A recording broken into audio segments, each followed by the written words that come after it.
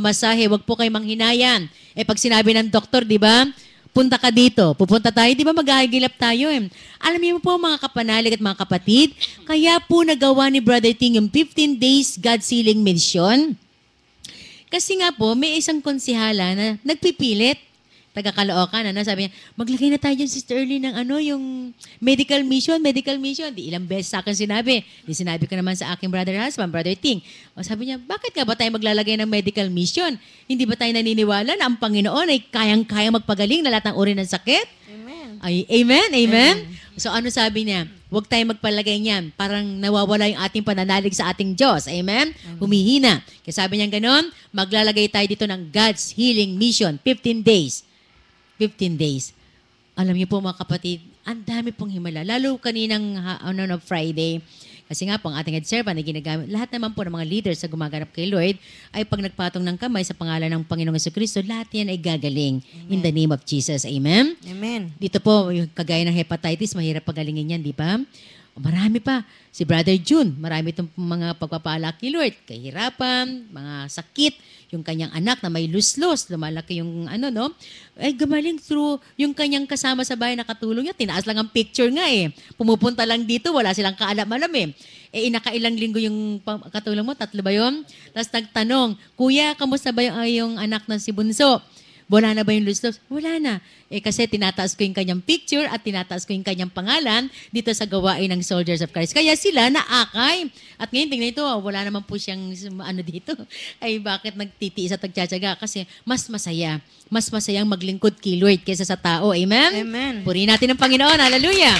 Hallelujah. Hallelujah. Ngayon naman po, nabigyan natin ng pagkakataon Sister Leliosa Abanales sa kanyang buhay na patotoo sa ating Diyos na buhay. Sige po. Magandang hapon po sa Diyos na buhay, kay Mama Mary, sa Diyos Espiritu Santo, sa kabanal-banalan na Espiritu Santo. Opo. Nervous ako. Kay Brother Ting, sa kay Sister Early. Opo. Magandang hapon po. Magandang hapon po.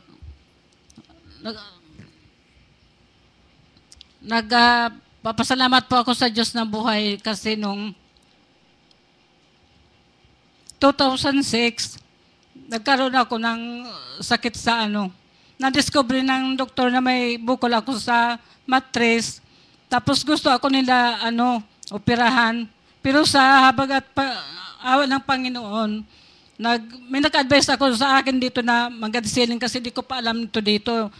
Pero bukod pa doon, matindi ang nervyos ko.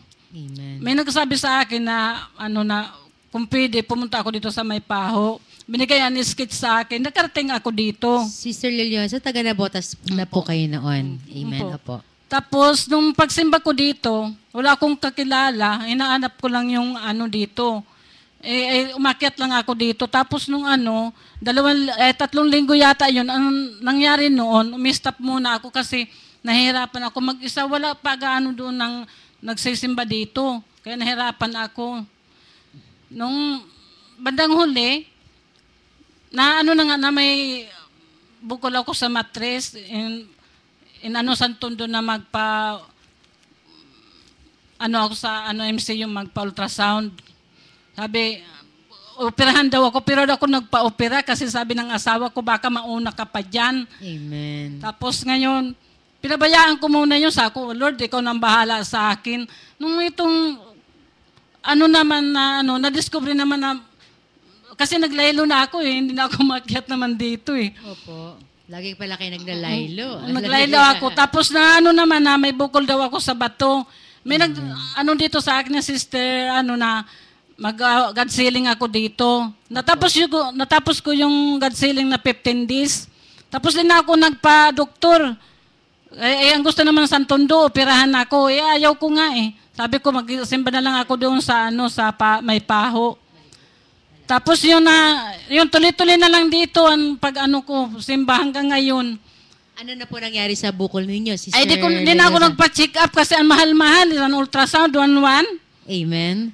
Ang ginagawa ko na lang pag kumikirot, umiinom na lang akong langis, tapos inaplasan ko, Amen. sabay panalangin. Amen. Kaya Ilang ano na po yan? Ilang months ba o taon na po yan? Taon na kasi Mga ilang eh, taon po? by 2008 yata talaga tutok na ako dito. 2008 pa po yung bukol ninyo. Di dapat malaking-malaki na yung bukol ninyo. Pero ano na po yung itsura ng inyong puson? Wala man. Wala man, hindi man lumalaki. Amen. Hallelujah. Glory to God. Glory to Christ Jesus. Hallelujah. No? Napakabuti ng Panginoon. Glory to God. Glory to Christ Jesus. Hallelujah. Tapos one time naman, sumumpong ang sakit sa puson ko. Ayan, sa bukol daw sa matris. Inulit pa ultrasound. Sa awa ng Diyos, pag di na daw kailangan, yung operahan. Mhm. Sabi sa doktor, pumunta ka lang na dito, kay bibigyan na lang kitang gamot pag kumirot. Pero di na ako pumunta. Tapos ang ginawa ko, pumunta ako sa Jose Reyes. Ingka pa Manila, wala naman. Amen. Hallelujah. Yan, sakit-sakit. Tatlong beses dinukot. Opo. Kaya sabi ng Jose Reyes naman, magpa-ultrasound ka parang sigurado. Ay di na ako nagpaano, sakit-sakit na nga. Amen. So, ilang taon na po yun? 2008? Ngayon, 2012 na. So, 4 years na iyon po ay naganap. Po. Amen. Kamusta po ang inyong pamilya? Sa awa ng Diyos, okay pa rin. Lahat po kayo, pamilya, narito na. Ako pa lang ho. Yung mister niyo po? Kasi nung busy sa paghanap buhay, nagkasakit nga ang asawa ko itong February. Itong February, nagkasakit siya. Kasi masyado man pasaway. Bakit po? Hallelujah. Na inom. Amen. Nagsuka siya, tumatay siya ng itim na dugo. Oh. Tatay niya itim na. Yung pala'y may halo ng dugo. Tapos sumusuka siya may halong itim. Yung pala'y may halo ng dugo yun. Amen. Yan, kinumpain ko. Tapos sa awa ng Diyos, pre-over ko muna sa kapatid ko. Mga kinakapatid ba?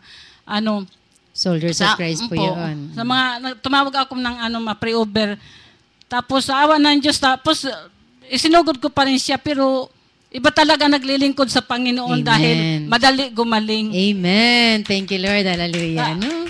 5 araw siya din nakapaghanap buhay, pero ngayon, nakapaghanap buhay kahit papano. Purihin ang Panginoon. Hallelujah.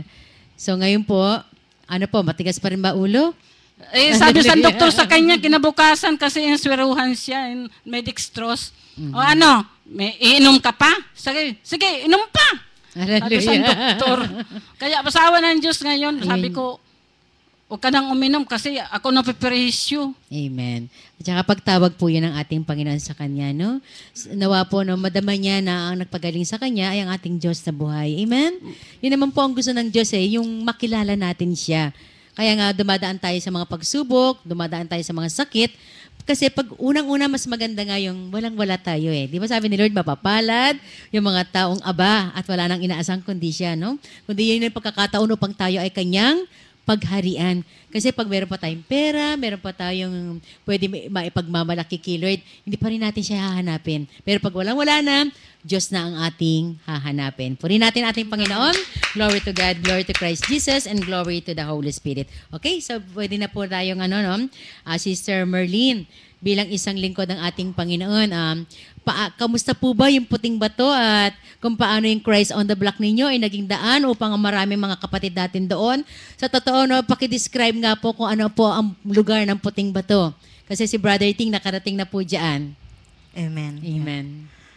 Yung sinasabi pong puting bato, kinakatakutan po ng tao yon. Amen. Kasi sabi nga, naroon na po lahat nakatira ng mga tao na hold-upper, Amen. snatcher, nandun po yung mga adik. Amen. So, mapalad naman kami kahit ganun yung aming lugar, nadatnan po ang Mama Mary doon sa amin. Amen. Kaya nagkaroon po ng pagbabago yung aming lugar. Bagamat nakapaligid yung kasamaan, pero nanatili yung gawain ni Lord doon, hindi hinayaang mawala. Bagkos, imbis kukunti kami, dumarami kami ngayon. Yun yung sinabi ng Panginoon, Sister Merlin, na naparito siya hindi para sa mga banal eh. No? Amen. Tulad nating mga makasalanan. Kaya nga tayo, no, hindi tayo dapat namimili na, ay, ayoko dyan sa lugar na yan.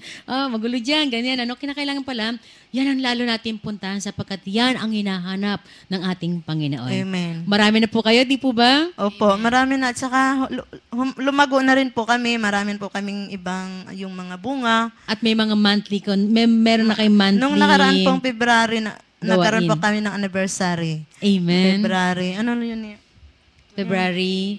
Ito, Ito lang po, 2012. ito lang po. In-invite Amen. po namin si Brother Ting, pero si Nanay Carmen po Ang yung nakarating. dumalo. Amen. Second anniversary po ng Puting Bato Group. Siyempre, yung mga tao doon nagpapasalamat, kasi sa totoo lang, iyan po yung sinasabi ng Christ on the Block eh. Save the family of God through Christ on the Block. Kasi maraming tao, nakala nilang yun na lang ang buhay nila. No, yung parang, ganito na lang gawin natin, mag-inom-inom na lang tayo para mamatay na tayo, ganyan, parang pawala na yung kanilang buhay. Pero nung dumating ang Christ on the Block, nasalba sila ni Lord at ng ating mahal na ina.